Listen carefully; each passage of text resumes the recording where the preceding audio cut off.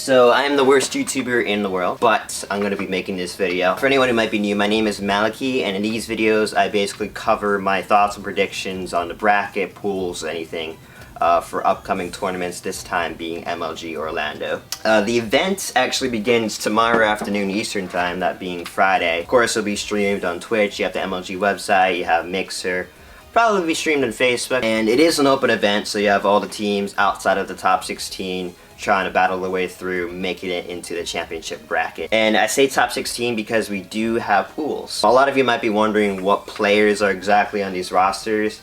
You can find all the information down in the description. I listed all of the teams. And the way that MLG does their format, the top 2 teams of each pool advance to the champ bracket. The bottom 2 teams not being eliminated, but just being sent to losers for the champ bracket, facing against some of the open bracket teams remaining. Now, I figured the best way of going on about this, instead of like kind of talking about everything that's been going on in the last month and a half, that I would just kind of break every pool down, talk about the teams in them, and what I think will happen as a result at the end of the tournament. Before we begin that though, as you might have noticed, we have a bit of undefined information, of course that being the open bracket teams making it into pool play. Pretty important information too, because a lot of these teams are really good, in my opinion, have the potential of breaking into the top 8. And without diving too deeply into my process to avoid overcomplication, basically I took all of the open bracket teams and kind of put them into this mock bracket and just advanced them as I saw fit. Obviously, there's no way to predict how the open bracket will play out, but assuming all things kind of go according to plan, with the exception of a few teams, I personally etched them a bit forward just because I think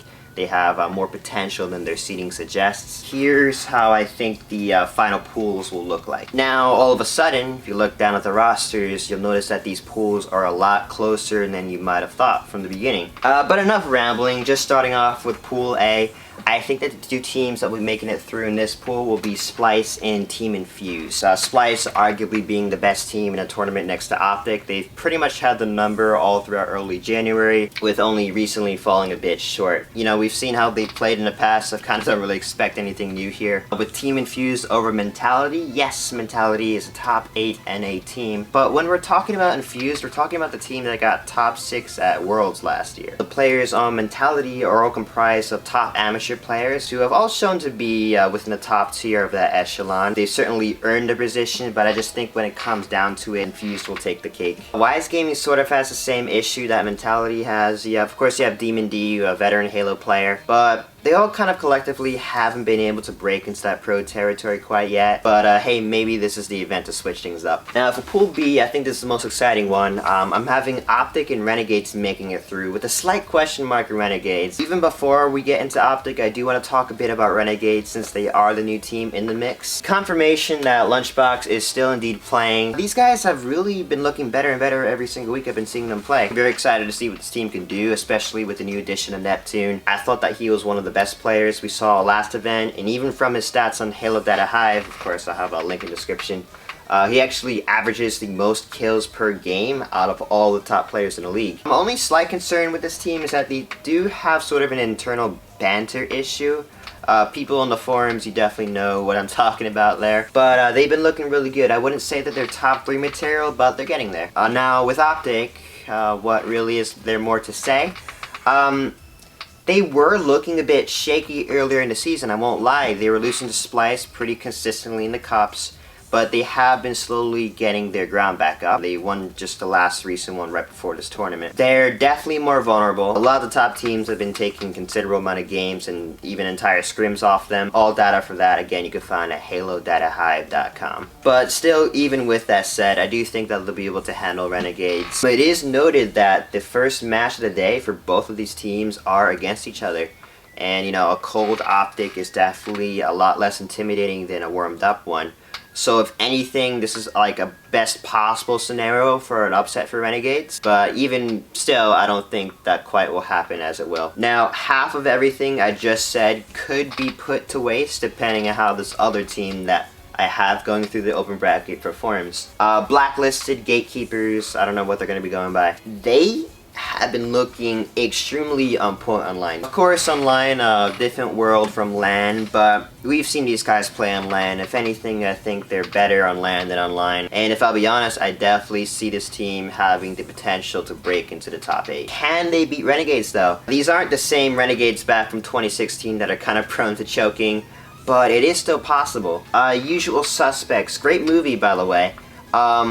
This is the Latin American team that qualified for the spot. There was a bit of an issue with transportation with another team. They were supposed to like play another team to get the spot for the pool play, but the other team didn't end up making it through, and this team, they couldn't get their roster to this, so they had to make a roster switch. With that said, I still don't think that, you know, without any offense, that these guys will be able to handle any of the other teams in this pool. With Pool C, I'm having both EnVy and Oxygen Supremacy making it out.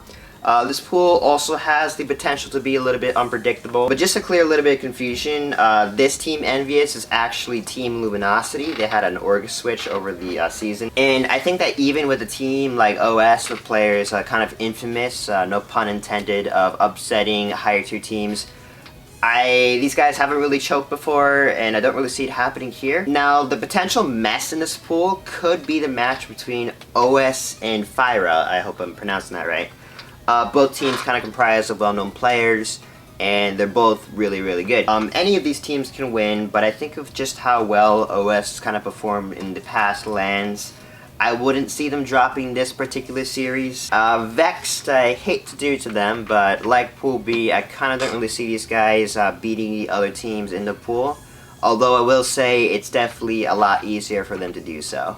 With Pool D, I'm having Reciprocity and Elevate making it out. And before the straight fans go all out on me, allow me to explain. This straight RiPPiN is a little bit different from the ones we've seen in the past. It's comprised mostly of players who have shown either great potentially or moderately well success. In terms of standings online, they haven't been looking that great compared to other teams, but that's kind of characteristic to straight RiPPiN for whatever reason. I have faith, but not quite much as faith as I have in Reciprocity and Elevate. Reciprocity again being the old Huke replaced EnVyUs roster that got an org switch. I'll be honest, they've been looking a little bit up and down. They're still really, really good. I personally think they have the closest shot next to Splyce and OpTic of winning it all, but they have been falling a little bit short in the cups. Will it happen here? I wouldn't bet on it based on how these players have performed in the past, but anything's possible. With Elevate, I know a lot of people in the forums have their eyes on them. These players, especially Contra and Predevinator,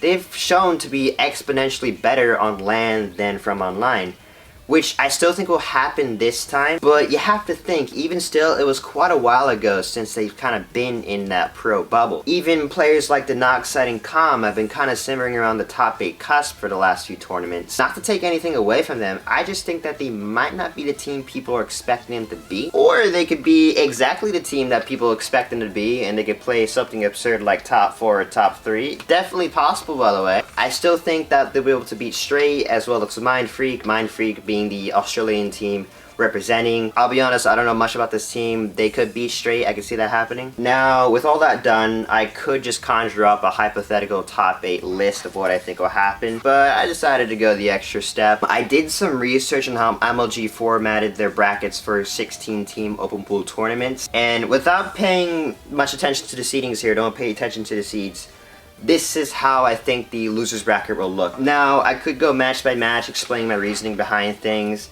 but these are just hypothetical matchups and it will take like an hour to do. But at the end of the day, these are my predictions for the top 12. Even with their shakiness, I do think that OpTic will personally retain their title once more. But all in all, the tournament will be very close. I'll be having both highlight videos and a recap following through as I always do. Remember, you can watch the tournament on Twitch, the MLG website, Mixer, probably some other sites. And that will be starting tomorrow afternoon Eastern time. The exact time hasn't been specified, but I would assume anywhere from 10 to 12 would be a good bet. Hope you guys liked the video. Leave a like if you enjoyed. The like is down there, none up there. I don't know why I did that. I'll see you guys next time.